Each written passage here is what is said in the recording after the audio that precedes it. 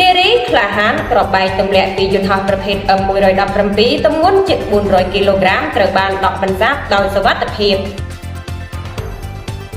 កម្លាំងជំនាញក្របបែកទម្លាក់ពីយន្តហោះបានដោះបន្សាបនិងដឹកជញ្ជូនក្របបែកទម្លាក់ពីយន្តហោះប្រភេទ M117 ប្រកបដោយសុវត្ថិភាពនៅថ្ងៃទី23ខែមិថុនាឆ្នាំ2025ក្របបែកប្រភេទ M117 នេះមានទម្ងន់ប្រមាណ372គីឡូក្រាមមានបណ្ដោយជាង2ម៉ែត្រមានអង្កត់ផ្ចិតជាង40សង់ទីម៉ែត្រក្របបែកប្រភេទ M117 នេះអាចទម្លាក់ពីយន្តហោះប្រភេទ B52 ក្នុងកំឡុងឆ្នាំ1973ក្របបែកនេះបានឃើញនៅភូមិបាក់កូតឃុំលីបូស្រុកត្រាំកក់ខេត្តតាកែវក្នុងជម្រៅប្រមាណជាង4ម៉ែត្រទីតាំងនេះបានរកឃើញសរុបចំនួន11គ្រាប់ដូចមានបង្ហាញក្នុងគំនូរប្លង់សូមបញ្ជាក់ថាដោយទទួលបានការអនុញ្ញាតពីសម្ដេចធិបតីប្រមុខរាជរដ្ឋាភិបាល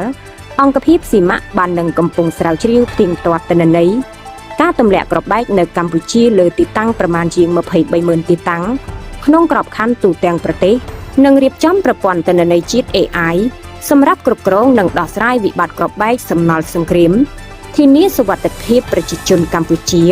ស្របតាមគោលនយោបាយរបស់រាជរដ្ឋាភិបាល